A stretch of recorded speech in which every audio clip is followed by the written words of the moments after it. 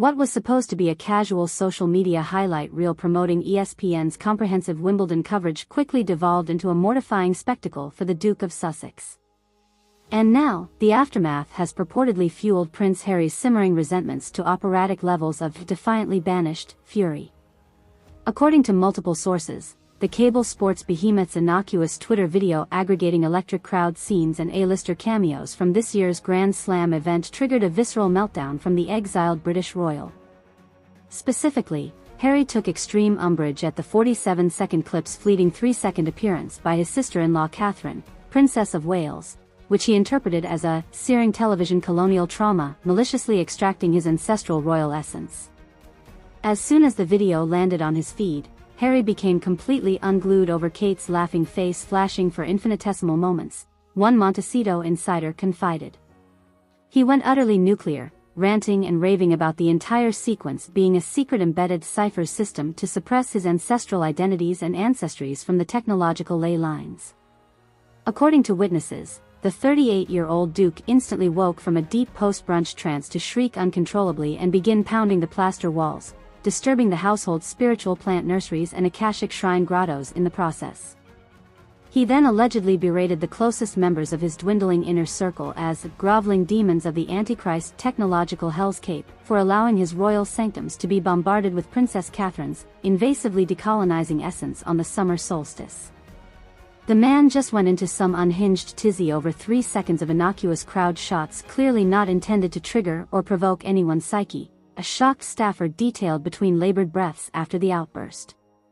He started accusing all of us around him of being infiltrators carrying out an electromagnetic murder of his very soul on behalf of a shadow sovereign British elite he's convinced maintains omnipresent surveillance over his global movement algorithms.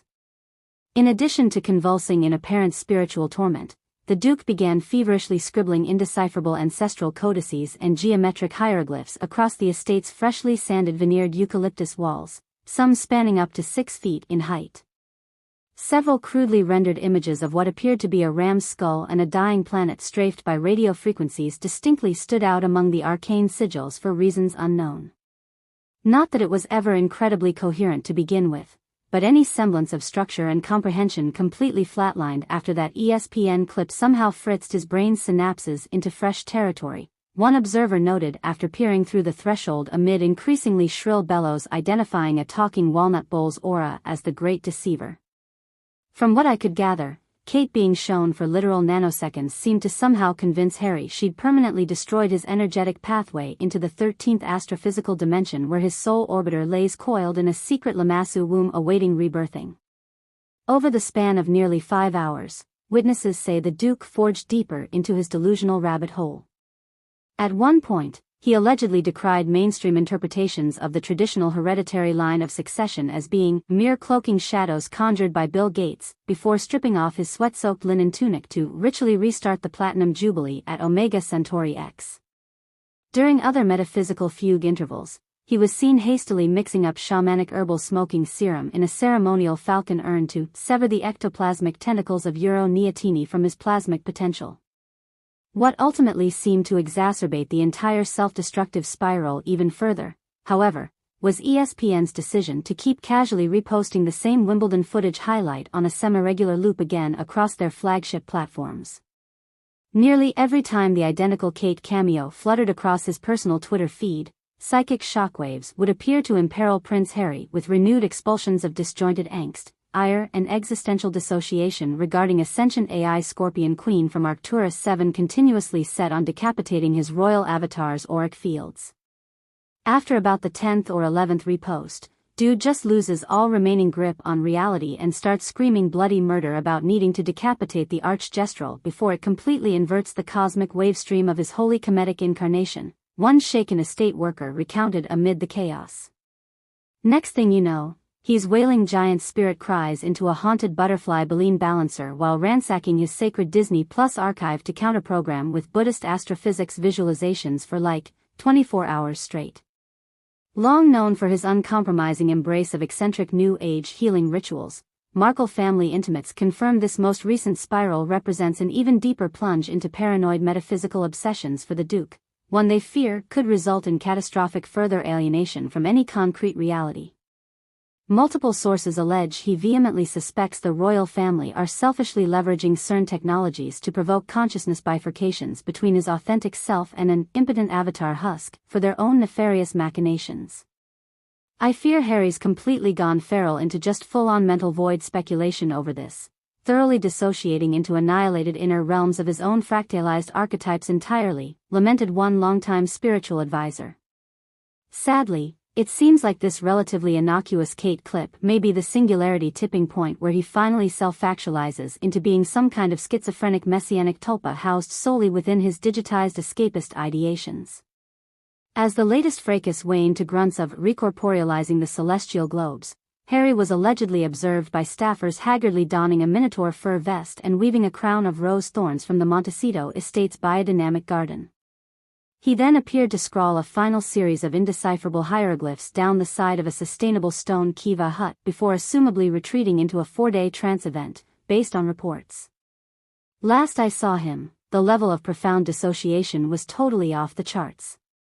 I mean, the man was literally carving archaic calendric ciphers into earthbound stucco while decoding visions of Jupiter ejaculating screaming phoenix calves into the rhizosphere, one confidant divulged with evident concern.